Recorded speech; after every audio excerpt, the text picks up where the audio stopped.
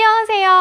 한수정입니다. 오늘은요, 여러분에게 대화 잘하는 법, 그리고 이 대화가 일과 사랑에 어떻게 영향을 미칠 수 있는지 이것도 좀 알려드리려고 합니다. 저 같은 경우에는 이제 방송을 하는 사람이다 보니까 시청자분들에게 정보 전달을 위해서라도 또 인터뷰 하시는 분의 내용을 이끌어내기 위해서라도 굉장히 많은 질문을 하고 많은 대화를 하게 되는 경우들이 있는 것 같아요. 특히 경제방송 진행하면서는 전문가님의 어떤 주식에 대한 기법, 시장에 대한 전망 이런 것들을 들어야 되기 때문에 제가 질문하고 그 이야기를 듣는 역할을 굉장히 많이 했었거든요. 그래서 그런지 저는 좀 대화 스킬이 그 방송을 진행하면서 좀 많이 늘어나지 않았나라는 생각을 하게 됐는데 이 책이 서점에서 딱 보이더라고요. 일잘러의 말센스라는 책이었습니다. 그래서 여러 가지 자기 개발서들 중에서 제가 이게 딱 눈에 띄었는데 여기에 대화 잘하는 방법 그리고 좋은 대화와 안 좋은 대화 이런 것들이 정리가 좀 되어 있더라고요. 그래서 요걸 기반으로 저의 경험담도 말씀을 드리려고 합니다. 저도 처음부터 뭐 대화를 엄청 잘 끌어냈던 건 아니었던 것 같긴 한데 이제 경제방송 하면서 피디님이 제가 잠깐 이제 전문가님 말씀하실 때 멍 때리고 이러고 있으면 귀에 인이어에 대고 그렇게 구박을 하셨어요. 야 한수정 너 지금 질문 안 하고 뭐해? 야 여기서 이거 질문해야지. 너 이거 안 궁금하냐? 막 이렇게 질문을 하셨거든요.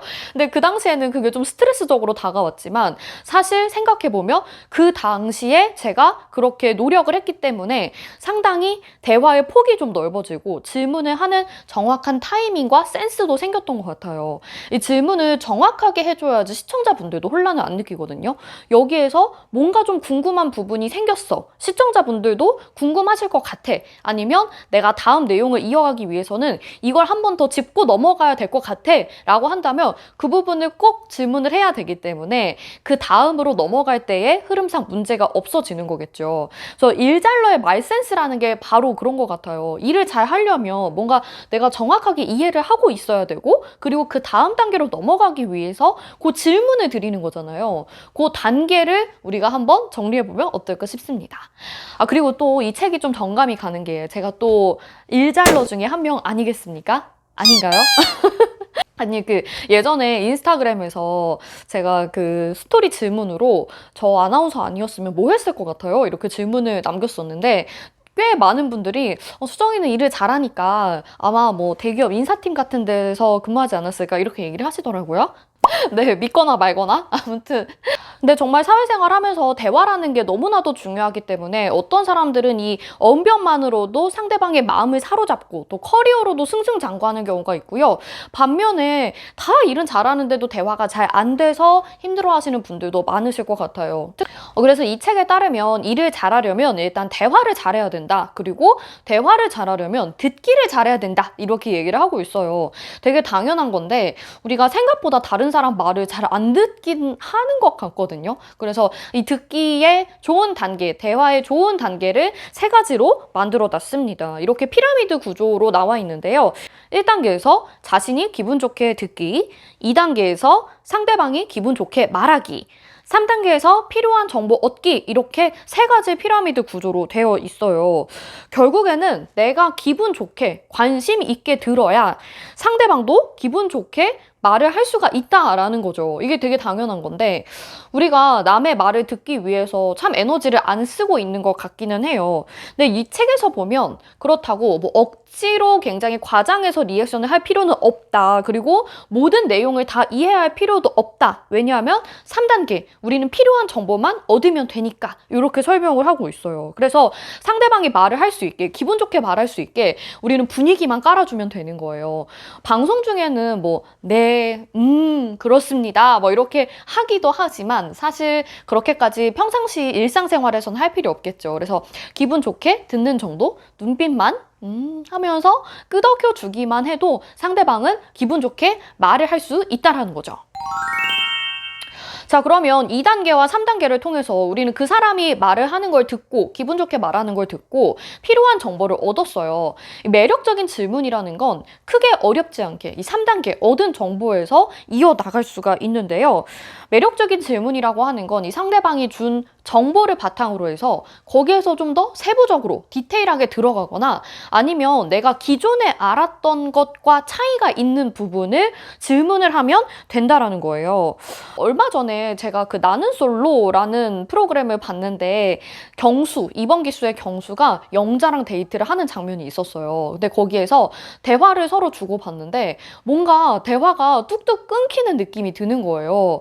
그래가지고 뭔가 왜 이렇게 답답하지? 뭐 이런 생각들을 했는데 그 포인트가 이 책에 정확하게 적혀 있더라고요. 이 책에서 나쁜 대화에 대해서도 설명을 하고 있는데 이 나쁜 대답이라고 하는 건 일문일답의 형식이라고 하더라고요. 우리 막 예전에 싸이월드 감성으로 일문일답, 자문자답 이런 거 했었잖아요. 그래서 내 이름은 한수정, 내 혈액형은 A형, 내가 살고 있는 곳은 수원 막 이런 식으로 대답하는 글들이 있었거든요. 그런 것들은 결코 좋은 대화가 아니다. 대화라고 할 수가 없다라는 거죠. 그래서 여기에 안 좋은 대화의 예시가 나와 있는데 이제 A라는 사람이 좋아하는 음식은 무엇입니까? 라고 B라는 사람한테 물어봤어요. 그래서 B가 핫케이크요 이렇게 대답을 했는데 그 다음에 핫케이크에 대한 질문을 하는 게 아니라 바로 다음 질문으로 넘어가는 거죠. 휴일에는 무엇을 하나요? 하면 영화를 봅니다. 이렇게 하고 또 다음 질문, 어디 출신인가요? 도쿄 출신입니다. 이렇게 대답이 일문일답으로 끝나는 것은 결코 좋은 대화라고 할 수가 없다라고 합니다. 그래서 왜 이렇게 경수가 뭔가 말을 잘 못하는 것 같지? 라고 생각했는데 이런 일문일답 형식으로 질문을 하더라고요. 그래서 보는 사람도 조금 답답했던 것 같긴 한데 영자도 그걸 느꼈는지 이 데이트 이후에 경수가 아닌 상처를 택하게 되거든요. 그래서 여러분들도 혹시 내가 질문을 잘 못하고 대화를 잘 못 이끌어내는 게 이렇게 일문일답 형식으로 대화를 이어나가고 있는 것 아닌지 그 대화의 구조를 한번 생각해 보시면 도움이 많이 되실 것 같아요. 자, 그렇다면 반대로 좋은 대화라는 건 대화가 꾸준히 이어지고 질문에 대한 답을 했을 때 그 답에서 세부적으로 들어가거나 차이가 있는 부분을 질문을 하는 거라고 했잖아요. 좋은 대화에게는 처음에 어떤 음식을 좋아하나요? 라고 물어봤을 때 상대방이 핫케이크요 이렇게 대답을 했을 때 그럼 핫케이크는 얼마나 자주 드시나요? 아니면 핫케이크는 뭐 집에서 드시나요? 밖에서 사 드시나요? 직접 만드실 수 있나요? 이런 식으로 핫케이크에 대한 질문을 해줘야 된다라는 거죠. 그래서 이렇게 질문을 잘 하게 되면 상대방은 이 사람이 내 말을 잘 듣고 있구나, 잘 이해하고 있구나 라는 것에 안도감을 가지고 신뢰감을 가지게 된다라고 해요. 그래서 이게 바로 좋은 대화로 이어질 수가 있는 거죠. 여러분도 소개팅을 하셨을 때 뭔가 이런 경험이 있지 않나요? 이 사람하고는 대화가 잘 됐는데 저 사람하고는 대화가 좀 안 되는 것 같다라고 느끼는 경우들이 있었을 거예요. 저도 그랬는데 그런 경우에는 물론 이 사람이 대화 스킬이 좀 없는 경우도 당연히 충분히 있을 수 있긴 하겠지만 사실 나나 아니면 상대방이 그다지 관심을 크게 갖지 않아서 내가 말하는 것을 제대로 듣지 않았다던가 아니면 내가 말을 하는데 기분 좋게 듣고 있는 그 자세가 되어 있지 않기 때문에 대화가 잘 끊기는 게 아니었나? 라는 생각을 좀 하게 되더라고요.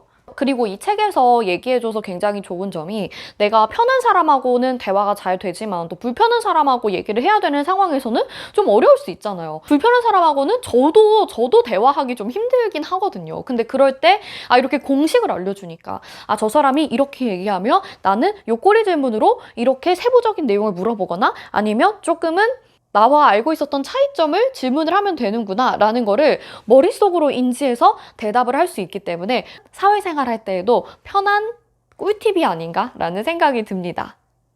자, 오늘은 이렇게 대화하는 스킬에 대해서 책을 발판 삼아서 저희 경험담과 함께 여러분들에게 꿀팁을 좀 전해드렸어요. 어떠셨나요? 앞으로도 여러분들이 아나운서에게 배워보고 싶은 아니면 궁금한 꿀팁이나 뭔가 사소한 정보들이 있다면 댓글로 남겨주시면 잘 참고해 보도록 하겠습니다. 자, 오늘은 여기서 마칠게요. 안녕!